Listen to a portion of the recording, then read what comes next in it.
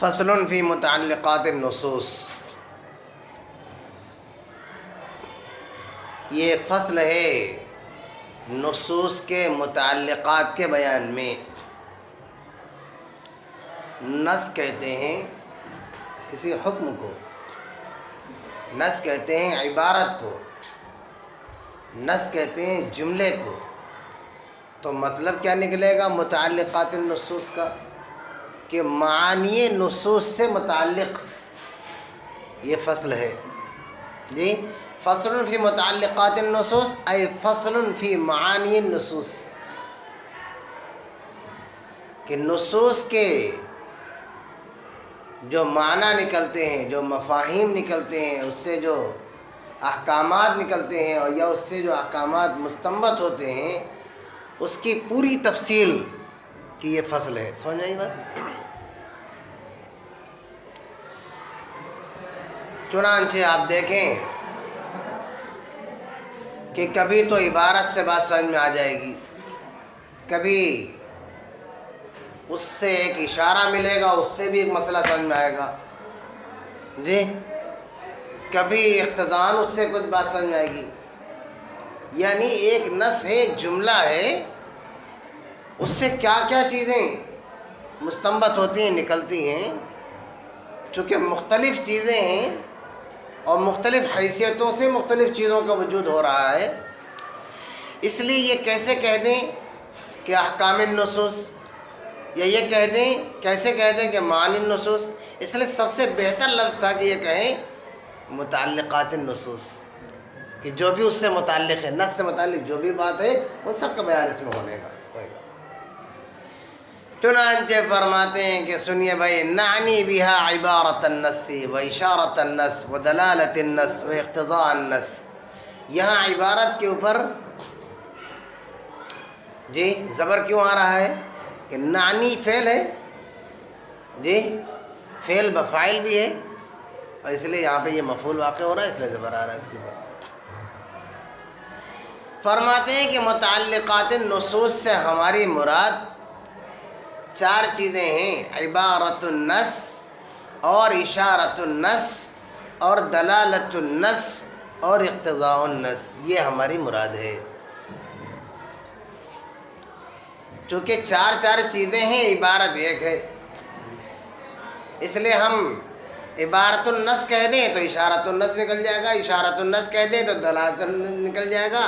کسی ایک کا نام لے لیں گے تو بقیہ لوگ رہ جائیں گے، اس لیے ایسا کوئی خوبصورت جملہ بولنے کی ضرورت ہے کہ جس میں سب آ جائیں، اس لیے ہم نے کیا کہا متعلقات النصوص۔ سمجھ نہیں بات؟ فرماتے ہیں، اب تفصیل دیکھیں، فاما عبارت النص فهو ما سیق الکلام لاجلہ وارید به قصدا، کہ عبارت النص کی تعریف یہ ہے کہ وہ کلام،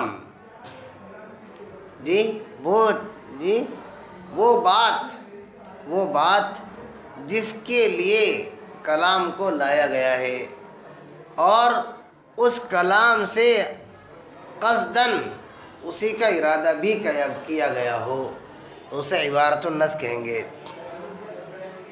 جیسے ہم نے آپ سے کہا کہ بھائی شمیم بیٹھا ہے، اور اس میں کیا ہے؟ اس میں اشارت النص کی، اقتضاء النص کی کیا بات ہے؟ سیدھی سی بات ہے، شمیم بیٹھا ہے اور یہی بتانا ہمارا مقصد ہے کہ شمیم بیٹھا ہے، تو یہ عبارت النص ہے۔ اس میں کوئی بات چھپی، ڈھکی، دلالت، قضا، تقاضا کچھ ہے؟ اس میں کچھ نہیں ہے، اسی لیے یہ سیدھی عبارت ہے۔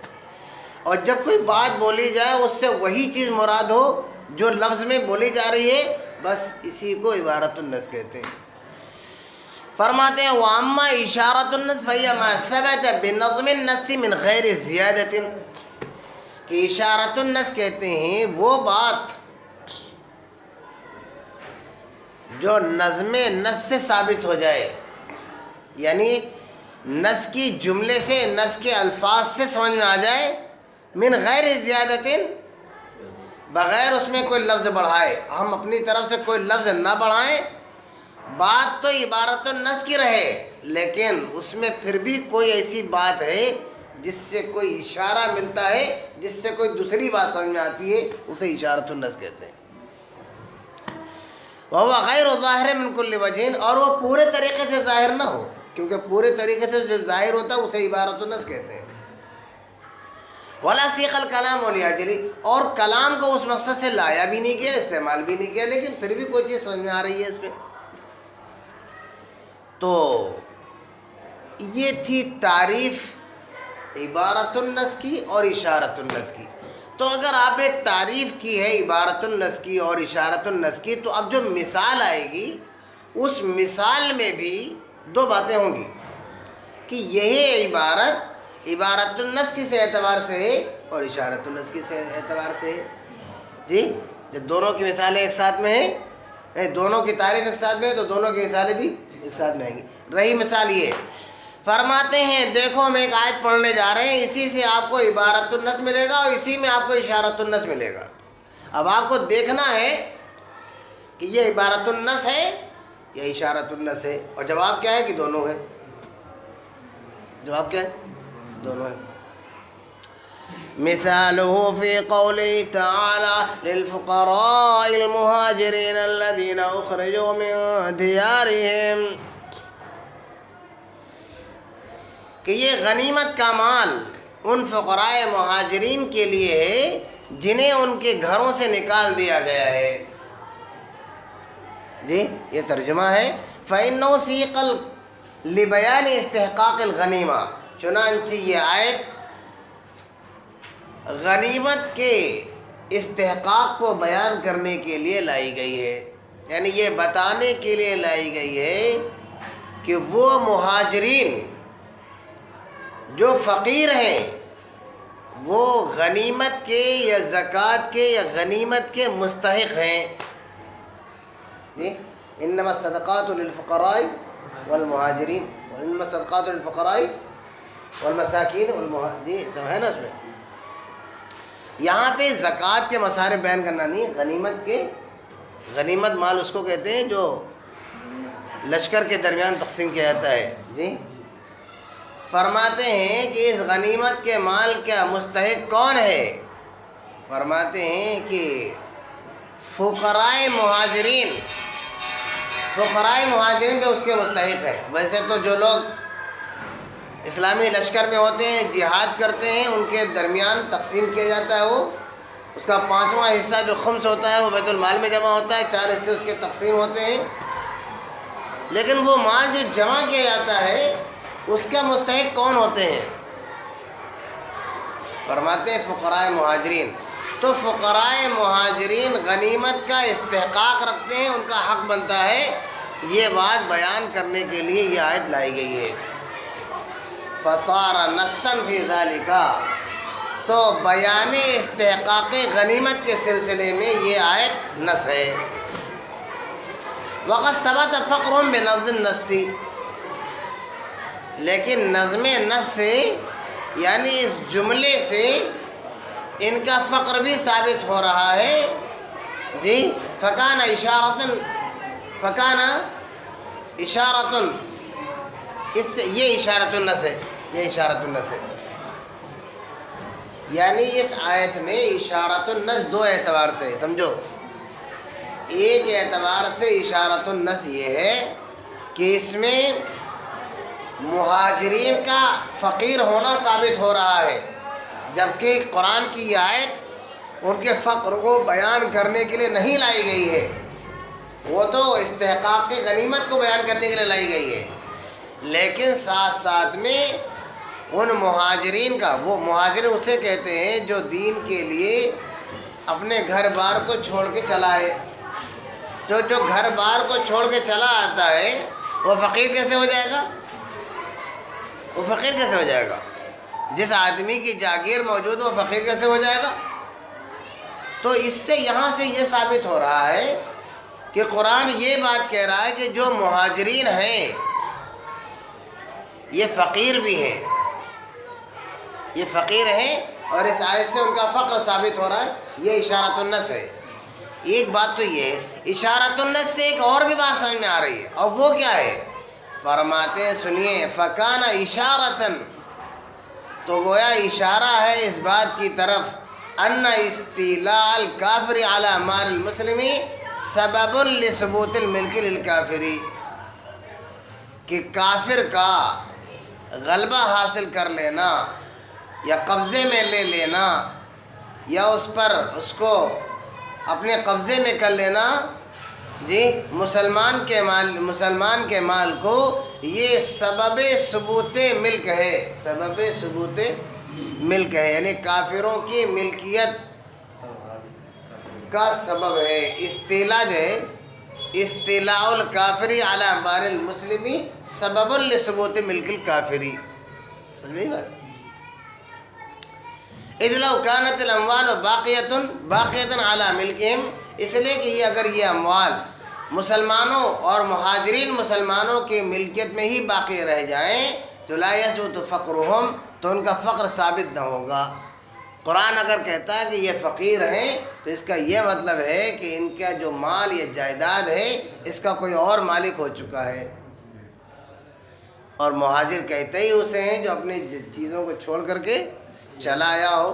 تو جب یہ چلے آئے اور کافروں نے اس پہ قبضہ کر لیا تو ان کا قبضہ کر لینا شریعت بھی مانتی ہے کہ اب وہ لوگ ہی اس کے مالک ہیں۔ یہ مسئلہ کہاں لکھا ہے کہ وہ اس کے مالک ہیں؟ چنانچہ امام شافعی رحمۃ اللہ علیہ اس کا انکار کر دیتے ہیں کہ بھئی کسی کے مال کو بغیر تجارت کے، بغیر بزنس کے، بغیر کسی سبب کے وہ چھوڑ کے چلا گیا، کسی نے قبضہ کر لیا، کہ تو قبضہ کرنے سے کیسے کوئی مالک ہو جائے گا؟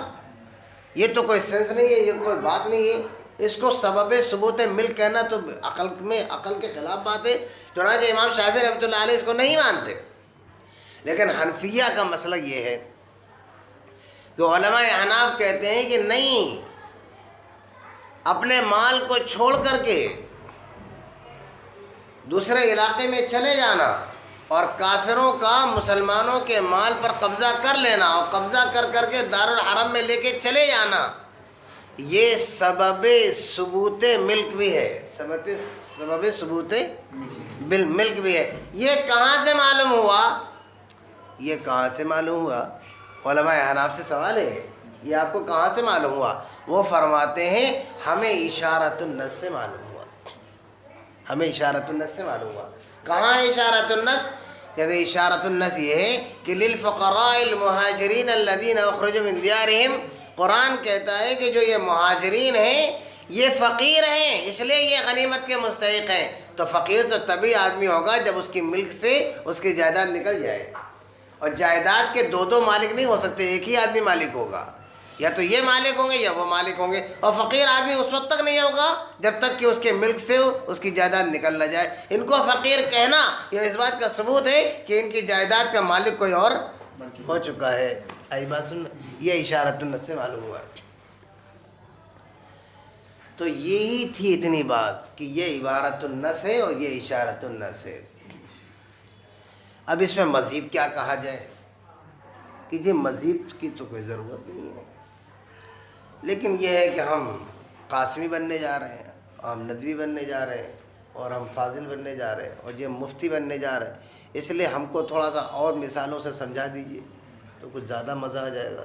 جی تو ایک مثال دینے جا رہے ہیں، ایک مثال میں 2-3 مثالیں اور جڑ جائیں گی، وہ بات یہی رہے گی مگر جس کو آپ قاعدے سے سمجھ چکے ہیں۔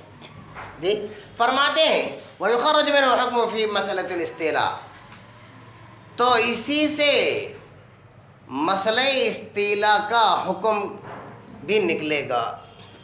استیلاء کہتے ہیں،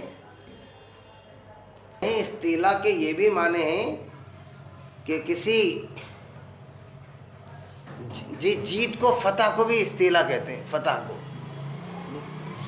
فرماتے ہیں سنو بھائی بات کہ مسئلہ استیلاء کا حکم کیا ہے، مسئلہ استیلاء کا حکم کیا نکلے گا، کہ حکم کی کیا ضرورت ہے؟ کہ جو حکم کی ضرورت یہ ہے کہ اگر ہم مالک ہو گئے ہیں تو ہم کیا کر سکتے ہیں؟ جواب یہ کھا سکتے ہیں، پی سکتے ہیں، بیچ سکتے ہیں، عیش کر سکتے ہیں، باندھی ہے تو وطی کر سکتے ہیں، بیچ سکتے ہیں، اس کو نفع اٹھا سکتے ہیں، اس سے موج مستی کرتے ہیں، جو دل چاہے وہ کریے، جو دل چاہے وہ کریے. تو کیا مسئلہ نکلے گا کہ جو آدمی آپ سے خریدے گا اس مال کو وہ بھی مالک ہو جائے گا. ارے ہو جائے گا نہیں ہو جائے گا جی. مان لیجئے جابر کے مال کا شمبھو قبضہ کر لے. شمبھو قبضہ کر لے, شبھم قبضہ کر لے جی. ارے کچھ سمجھ نہیں بات. شبھم قبضہ کر لے تو شبھم اس کا مالک ہو جائے گا. اگر شبھم مالک ہو جائے گا تو شبھم سے جو ہے حسان نے خریدا, حسان نے شبھم سے خرید لیا. تو سوال یہ پیدا ہوتا ہے کہ شبھم نے کوئی خریدا تھا کیا؟ وہ تو زبردستی قبضہ کر لیا تھا. تو حسان کا اس سے خریدنا حسان کو مالک بنائے گا کہ نہیں بنائے گا, یہ ہے مسئلہ. جواب یہ ہے کہ حسان اس کے مالک ہو سکتے ہیں. کیوں؟ اس لیے کہ انہوں نے جس سے بھی خریدا ہے وہ اس کا مالک ہے. وہ اس کا مالک ہے, نہیں وہ اس کا مالک ہے. تو انہوں نے جس سے خریدا ہے, حسان بھائی نے جس سے خریدا ہے وہ اس کا مالک ہے. لہذا مالک سے کوئی چیز خریدی جاتی ہے تو وہ بھی اس کی ملکیت منتقل ہو جائے گی. لہذا یہ اس کو بیچیں, ان کا بیچنا, ہبہ کرنا, آزاد کرنا سب جائز ہو جائے گا. تو یہی مسئلہ یہاں بیان ہونے جا رہا ہے. وَيُخَرَّجُ مِنَ الْحُكْمِ فِي مَسْأَلَةِ الْإِسْتِلَاءِ. جی یہ چوری کا مسئلہ بیان نہیں ہو رہا ہے. یہ چوری کا مسئلہ بیان نہیں ہو رہا ہے. یہ چوری کا مسئلہ بیان نہیں ہو رہا ہے. یہ مسئلہ استیلا کہتے ہیں کسی پہ قبضہ کر لینا.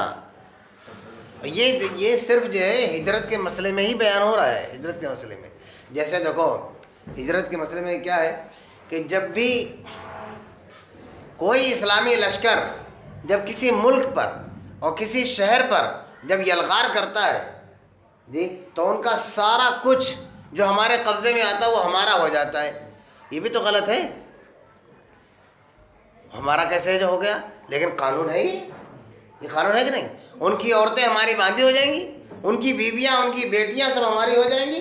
ان کے اونٹ, ان کے ہاتھی, ان کے گھوڑے, ان کے گدھے, ان کے بسترے, ان کے مکان, ان کی جائیداد, ان کی زمینیں, ان کے کھیت کھلیان سب ہمارا ہو جائے گا. جیسے ہمارا اس پر کنٹرول کر لینا ہمارے قبضے کو ثابت کرتا ہے, ایسے ہی ہمارا وہاں سے چلا جانا اسلام کی وجہ سے اور ان کا قبضہ کر لینا ان کی ملکیت کو ثابت کرتا ہے. ارے کچھ سمجھ آ رہی بات نہیں آ رہی؟ اصل میں آ گیا ہوگا. تو یہاں پہ فرماتے ہیں وَحُكْمُ ثُبُوتِ الْمِلْكِ لِلتَّاجِرِ بِالشِّرَاءِ مِنْهُمْ. چنانچہ تاجر کی ملکیت کا ثبوت بالشراء منہم ای من الکفار و تصرفاتہ, اور پھر اس تاجر کا اس خریدے ہوئے مال میں تصرف کرنا, یعنی البیع بیچنا, والہبہ گفٹ کرنا, والاعتاق آزاد کرنا, سب صحیح ہو جائے گا. سب صحیح ہو جائے گا نہیں ہو جائے گا؟ سب صحیح ہو جائے گا نہیں ہو جائے گا؟ سب صحیح ہو جائے گا. فرماتے وحکم ثبوت الاستغنام, اور اسی سے استغنام کا ثبوت کا حکم بھی نکلے گا. استغنام کہتے ہیں غنیمت بنا دینا. جیسے ہم نے آپ کو ہر بار عرض کیا کہ شمبھو نے یا شبھم نے جس مال پر قبضہ کیا تھا, مان لیجئے خالد کے مال پر قبضہ کیا تھا شمبھو نے جی, بعد میں راشد نے جا کر کے وہاں پہ حملہ کیا. راشد نے جا کر پر حملہ کیا اور حملہ کر کے بھی شمبھو کے مال کو کیا بنا دیا؟ اس نے غنیمت بنا دیا. استغنام کہتے ہیں غنیمت بنا دینا جی. حالانکہ کس کے مال پہ قبضہ کیا تھا اس نے؟ شمبھو نے؟ نہیں, خالد کے مال پہ قبضہ کیا تھا. خالد کے مال پہ قبضہ کیا تھا. اگر خالد کے مال پہ قبضہ کیا تھا تو راشد نے اس پہ جا کے اس کو غنیمت کا مال بنا دیا جی. تو اب مسئلہ یہ ہے کہ یہ شمبھو اس کا مالک ہے کہ خالد اس کا مالک ہے کہ راشد اس کا مالک ہے جی. اب اس کا مالک کون ہوگا؟ اب راشد ہوگا. کیوں؟ اس لیے کہ پہلے مالک شمبھو تھے, اس سے پہلے مالک خالد تھے. خالد کی ملکیت پہ قبضہ کر لیا شمبھو نے, شمبھو کے مال پر قبضہ کر لیا کس نے؟ راشد نے. تو اصل اس کا مالک کون ہوا؟ راشد. اور راشد اور خالد دونوں ہی دوست ہیں. سنو پہلے بات, راشد اور خالد دونوں دوست ہیں. تو اب خالد کو اس بات کا حق نہیں ہوگا کہنے کا کہ یار دیکھو یار یہ ہمارا ہی تھا یار، وہ تو چلو اپنا غیر تھا لیکن ہم تو تمہارے اپنے، یہ سب کچھ نہیں جی۔ جس وقت عام مالک تھے آپ کی ملکیت شمبھو کی طرف، شمبھو سے ملکیت راشد کی طرف آئی ہے۔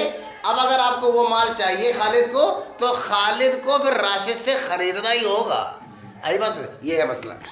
تو آپ دیکھیں یہاں لکھا ہے وحکم ثبوت الاستغنام، غنیمت بنا لینے کے ثبوت کا حکم کیا ہے؟ وہ ثبوت الملک للغازی، اور غازی کی ملکیت کا ثبوت، وعجز المالک عن انتزاع من یدہ، اور پرانے اور اصل مالک کا عاجز ہونا، عن انتزاع من یدہ، اس کے قبضے سے نکل جانے کی وجہ سے، وتفریعات ہی، اور اس کے دیگر مزید مسائل کی بھی تخریج کی جائے گی اسی اشارۃ النص کے ذریعے سے۔